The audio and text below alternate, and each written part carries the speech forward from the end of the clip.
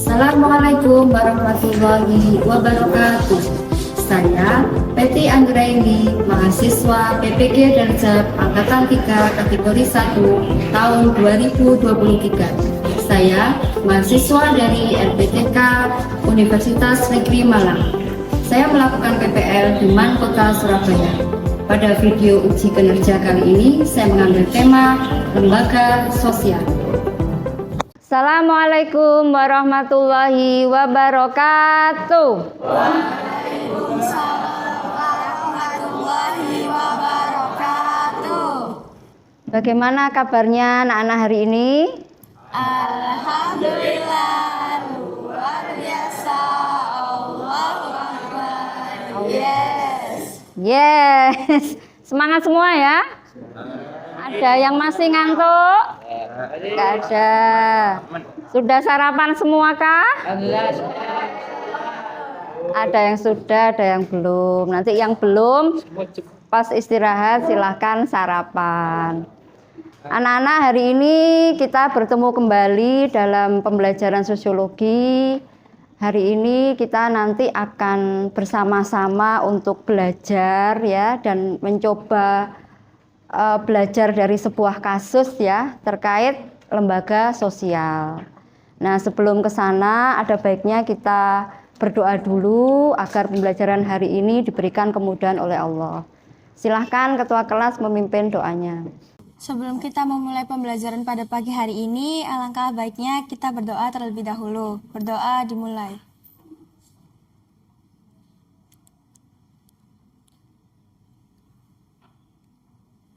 Berdoa selesai. Terima kasih Luna sudah memimpin doa pada pagi hari ini. Nah, Bu Guru lihat di belakang ada kursi kosong. Adakah hari ini yang tidak masuk? Teman-temannya coba dicek. Ada yang nggak masuk kah? Ada. Siapa? Firlana. Ada yang tahu Firlana kenapa nggak masuk? Izin. Oh, izin. Baik. Yang putra semuanya masuk? Andi ya? Berarti ada dua teman kita yang hari ini tidak masuk. Sakit atau izin? Sakit. Oh, sakit. Ya, kita doakan semoga diberikan kesembuhan oleh Allah ya teman yang belum bisa hadir. Baik anak-anak, selanjutnya coba dilihat kiri kanannya. Dilihat lacinya dan sekelilingnya. Adakah sampah yang masih tercecer? Silahkan dimasukkan ke tempatnya. Ada? Silahkan ya.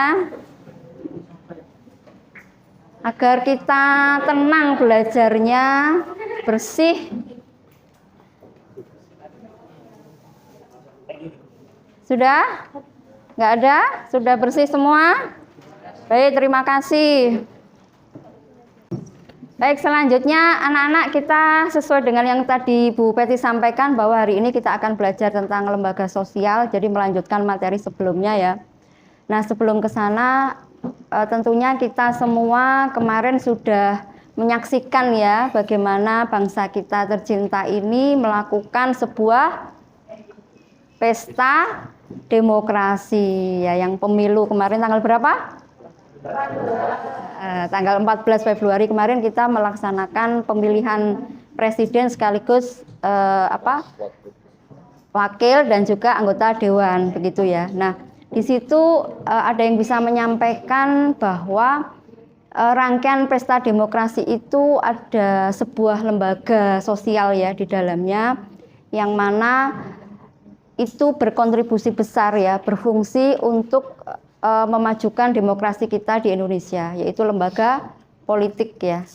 Jadi ada lembaga politik ya, lembaga sosial itu ada lembaga politik, ada lembaga pendidikan ya, ada lembaga keluarga begitu ya, yang masih sangat kita ingat kemarin lembaga politik begitu. Jadi di sini ya anak-anak bisa menyampaikan kesan-kesannya ataupun pengalamannya kemarin ketika bangsa kita sedang berpesta demokrasi. Adakah di sini yang kemarin terlibat kecil-kecilan ya di lingkungannya, apakah itu menyaksikan ya atau malah menjadi panitia gitu ya. Boleh apa enggak jadi panitia di Pesta Demokrasi. Adakah yang kemarin punya pengalaman? Oh, Dimas ya. Teman-teman, ini Dimas mau bercerita kemarin terlibatannya di Pesta Demokrasi. Yang lain silakan mendengarkan. Silakan Dimas. Saya di sana ikut membantu menyiapkan tempat-tempat untuk mencoblos itu, sama membersihkan tempat-tempatnya, terus ya pokoknya ikut andil lah dalam mempersiapkan pemilu tahun ini. Ya rasanya kayak seneng meskipun belum bisa nyoblos, tapi bisa berkontribusi. Ya. Itu saja. Senang ya berarti ya perasaannya. Ya, luar biasa. Aplaus buat Dimas.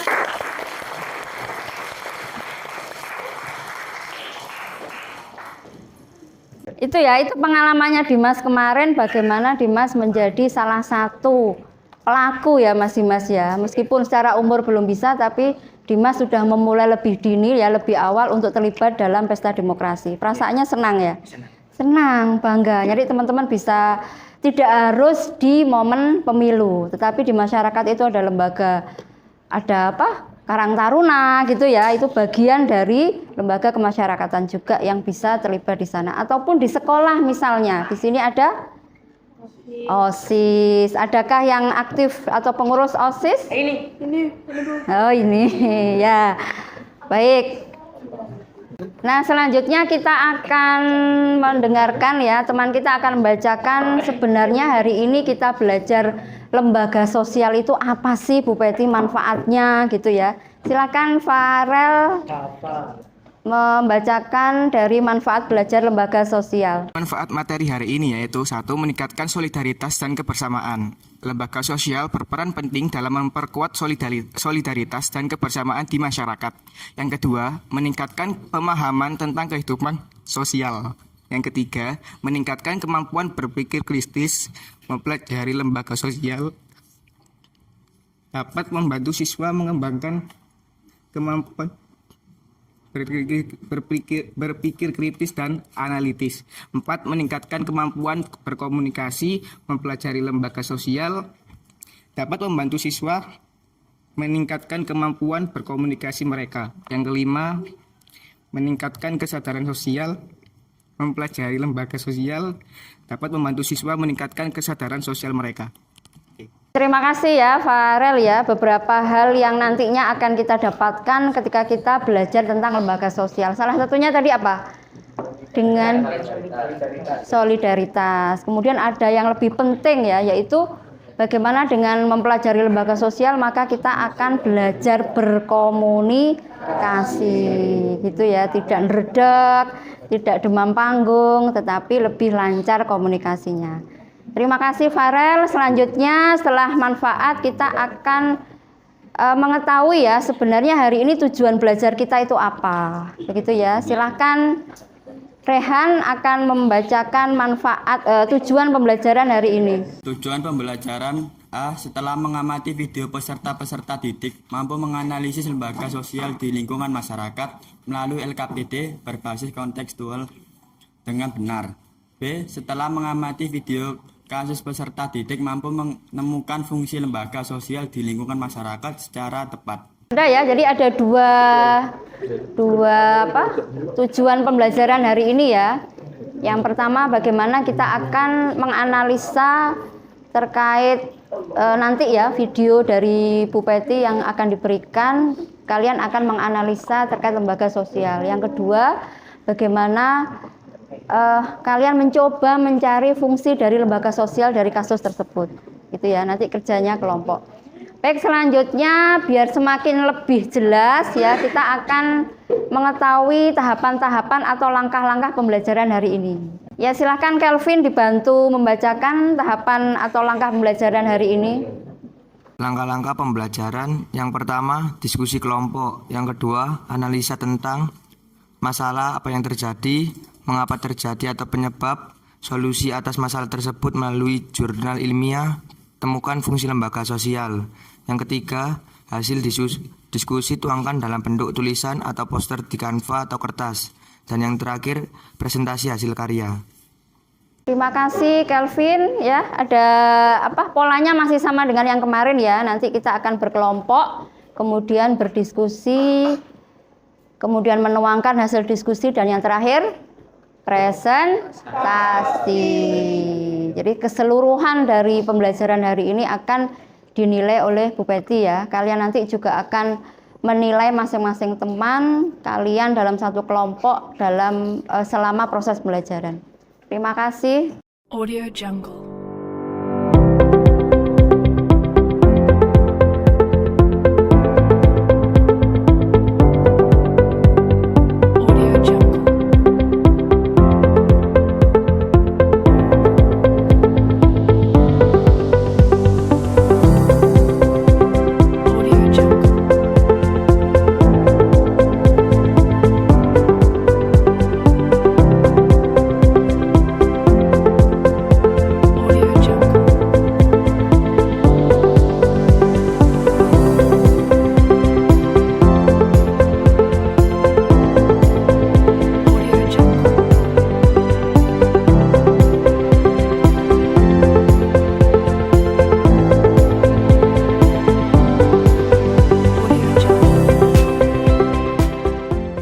Di antaranya pemirsa, ini ada informasi mengenai tawuran antara dua remaja dan menyebabkan remaja meninggal dunia di bantaran Sungai Kalimas, Surabaya.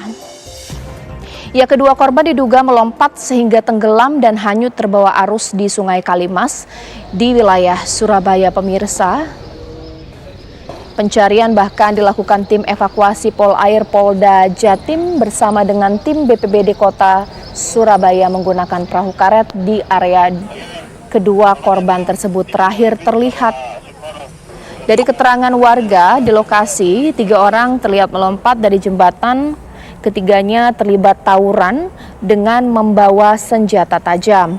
Karena terdesak, ketiganya pun lari kejar-kejaran atau lari dari kejaran kelompok lawannya. Namun hanya 1 orang dari 3 yang lompat ke sungai yang bisa naik kembali karena bisa berenang, sementara 2 lainnya tenggelam akhirnya tewas.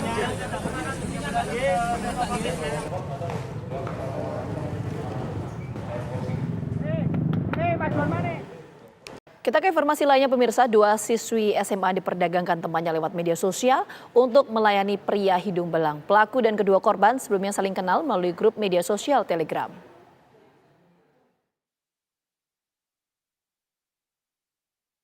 Tindak pidana perdagangan orang TPPO diungkap oleh unit PPA Satreskrim Polres Pelabuhan Tanjung Perak yang kemudian meringkus IP di sebuah hotel.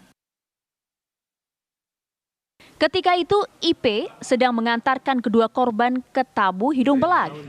Jadi dari grupnya sendiri ini memang IP yang berusia 17 tahun merupakan siswi SMA asal Wonokromo, Surabaya, Jawa Timur yang diketahui memperdagangkan 2 teman perempuannya melalui media sosial. IP ditangkap setelah polisi melakukan patroli siber dan menemukan kejanggalan dari iklan di grup Facebook hiburan malam Sidoarjo. Pelaku membandrol korban seharga Rp500.000 hingga Rp1.000.000. Dari tarif itu, pelaku mendapatkan bagian 20%. 5 Polres Pelabuhan Tanjung Perak melakukan pengungkapan terkait perdagangan orang melalui media sosial yang melibatkan anak di bawah umur. Untuk anak yang berhadapan dengan hukum ada 1 dengan inisial IP umur 17 tahun. Untuk korban ada 2 dengan inisial CH dan juga HM. Pelaku dijerat pasal 76F Junto 83 Undang-Undang Nomor 35 Tahun 2014 tentang Perlindungan Anak dan atau pasal tentang TPPO. Dari Surabaya, Zainal Ashari, TV One mengabarkan.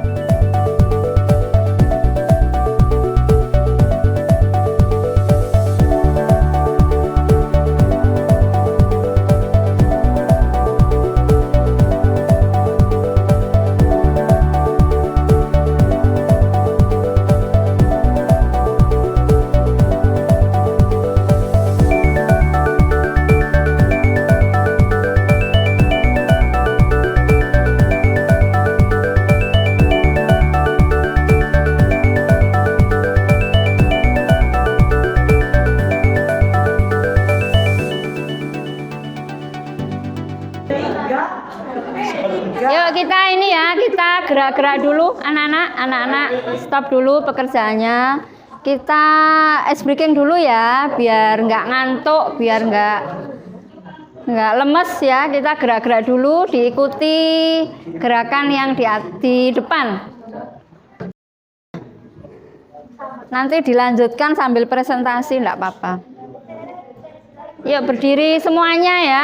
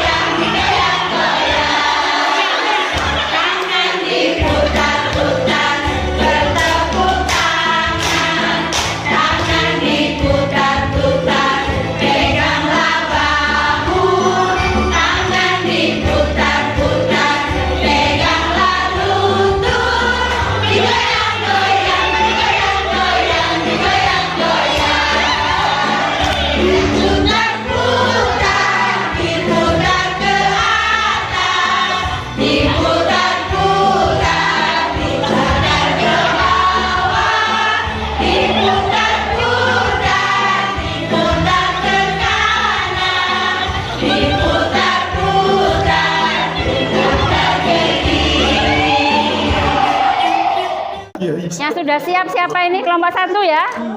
Kelompok 1 Dinda. Kelompok 1 nanti kelompok 2 menanggapi ya. Jadi silakan diperhatikan. Setelah itu baru yang sisi sini. Silakan kelompok 1 mempresentasikan hasil karyanya. Assalamualaikum warahmatullahi wabarakatuh. Waalaikumsalam warahmatullahi wabarakatuh. Kami perwakilan dari kelompok 1. Saya Jisinda Naura Aurelia dan saya Dani Sabda Munifah akan mempresentasikan jawaban yang tadi sudah ini ya, soal yang udah diberikan. Jadi yang pertama ada faktor penyebab dari peristiwa remaja yang tenggelam, yaitu menghindar dari kejaran kelompok lawan tawuran yang membawa senjata tajam, sehingga kedua remaja tersebut memilih untuk melompat ke dalam sungai. Namun, sayangnya mereka terseret arus sungai sehingga meregang nyawa kedua remaja tersebut. Terus, yang keduanya. Nah, lalu yang kedua, itu pertanyaannya solusi mencegah permasalahannya itu gimana? Nah, dari hasil penelitian, faktor yang mempengaruhi terjadinya tawuran itu ada 2. Nah, yaitu ada faktor internal dan faktor eksternal. Nah, sedangkan untuk upaya penanggulangannya gimana sih? Nah, terjadinya tawuran antar pelajar itu dilakukan dengan menggunakan sarana penal dan non-penal. Nah, penal dan non-penal itu apa? Nah, sarana penal itu penanggulangan sarana yang menindak pelaku tawuran sesuai dengan perbuatan-perbuatan yang dilakukan sesuai dengan peraturan perundang-undangan, serta melihat dari kasusitisnya ya. Terus selalu ada sarana non-penal, itu dilakukan dengan tindakan pencegahan. Dalam hal ini tuh upaya preventif dalam menanggulangi tawuran pelajar adalah pendekatan persuasif terhadap pelaku tawuran pelajar berupa tindakan pencegahan. Nah, lalu ada yang terakhir. Yang terakhir ada fungsi lembaga. Lembaga sosial berperan dalam mencegah tawuran dengan pendidikan nilai moral, pemberdayaan masyarakat, peran kebudayaan, pengembangan keterampilan sosial, penegakan hukum, dan media yang bertanggung jawab. Sekian dari kami kelompok 1. Wassalamualaikum warahmatullahi wabarakatuh. Waalaikumsalam warahmatullahi wabarakatuh.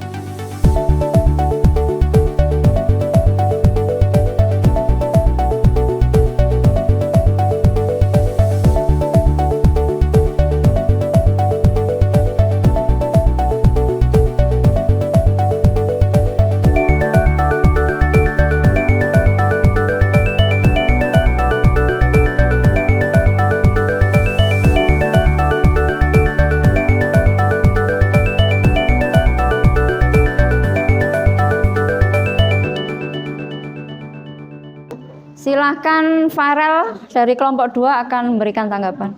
Oke, Assalamualaikum warahmatullahi wabarakatuh. Waalaikumsalam warahmatullahi wabarakatuh.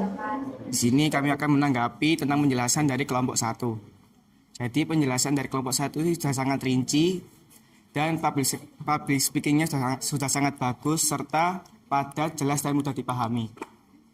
Jadi masukan saya kepada kelompok 1 yaitu harus ditambahi pasal-pasal ya, yaitu pasal 472 tentang penyerangan dan perkelahian secara berkelompok. Oke, terima kasih.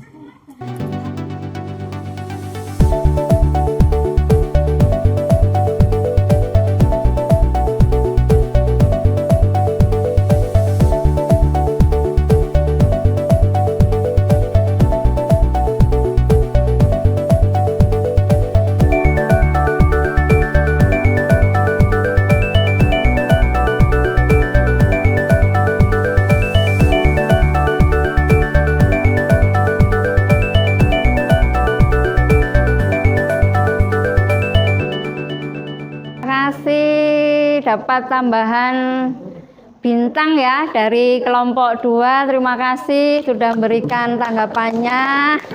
Baik anak-anak, kita lanjutkan di kasus yang kedua. Jadi kasus kedua ini tugasnya kelompok 3 dan 4. Yang bagian presentasi kelompok 3, yang lain silahkan menyimak. Assalamualaikum warahmatullahi wabarakatuh. Waalaikumsalam Saya mewakili kelompok warahmatullahi 3. wabarakatuh. Ya, kasus ini bersangkut dengan lembaga keluarga. Penyebab dari menjual temannya sendiri karena kurangnya perhatian dari orang tua. Solusi untuk masalah ini seharusnya orang tua dan memberi perhatian lebih dan memberikan edukasi tentang pergaulan kepada kalangan remaja. Peran lembaga keluarga membina dan membimbing anggotanya agar bisa beradaptasi dengan lingkungan fisik atau budaya tempat tinggalnya. Dengan memiliki beradaptasi yang baik, maka akan berdampak baik dalam kehidupan masyarakat. Terima kasih. Assalamualaikum warahmatullahi wabarakatuh.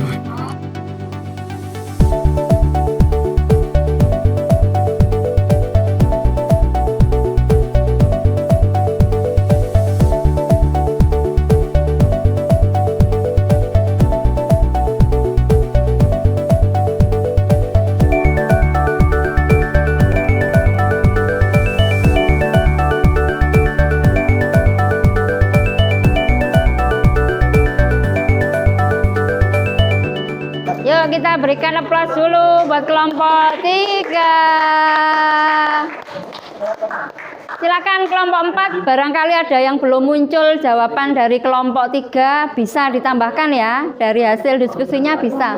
Oke, di sini saya akan memberikan tanggapan dari kelompok 3. Presentasinya sudah sangat bagus dan tanggapan saya terhadap kasus ini adalah kasus seperti ini menunjukkan betapa pentingnya pendidikan dan ini juga menekankan pentingnya pengawasan orang tua dan pihak berwenang terhadap aktivitas anak-anak di media sosial. Karena media sosial telah menjadi platform yang digunakan oleh beberapa orang untuk melakukan kejahatan. Dan saya berharap ada tindakan hukum yang tegas untuk pelaku dan dukungan yang memadai untuk korban. Ini adalah masalah yang membutuhkan perhatian dari semua pihak dalam masyarakat kita. Terima kasih.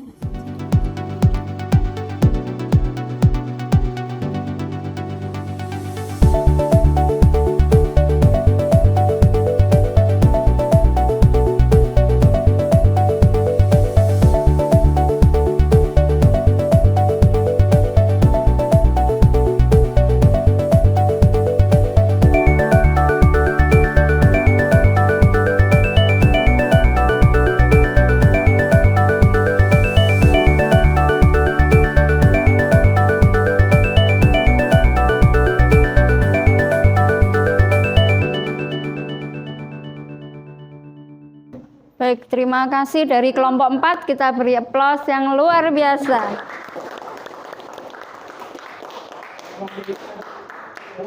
Baik anak-anak, semua sudah terbahas ya dari kelompok kasus 1, kasus 2 sudah tersampaikan dengan baik.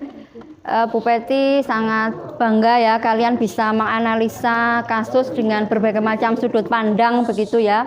Yang nantinya ada beberapa hal yang perlu kita evaluasi ya. Jadi nanti PPT-nya silahkan dikumpulkan begitu.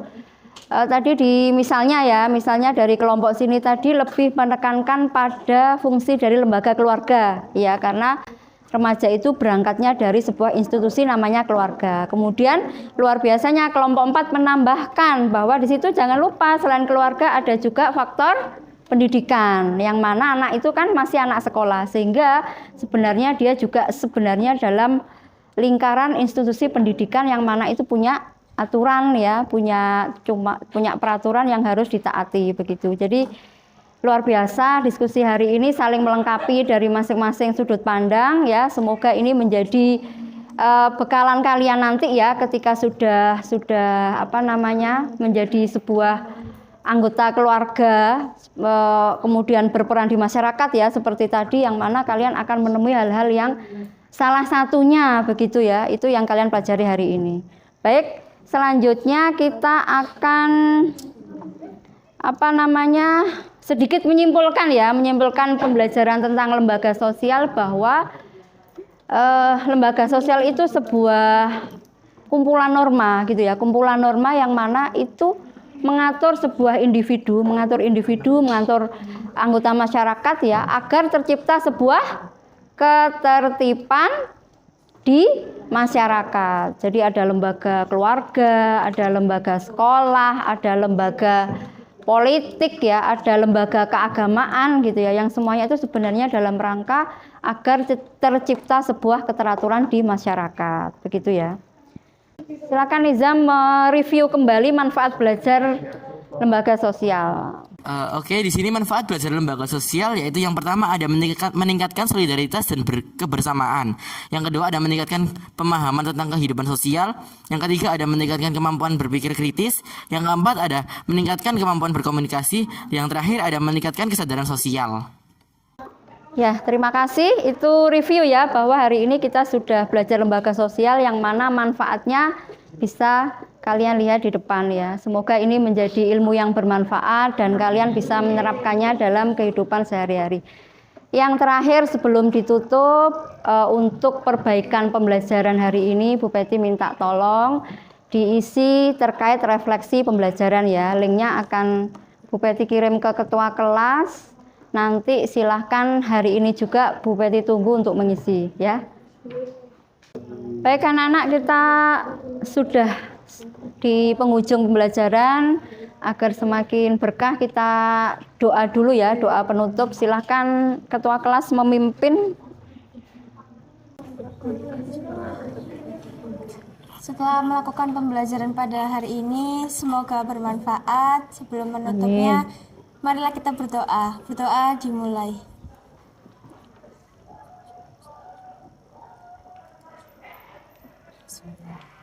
Berdoa selesai. Terima kasih, Bu Guru tutup. Assalamualaikum warahmatullahi wabarakatuh.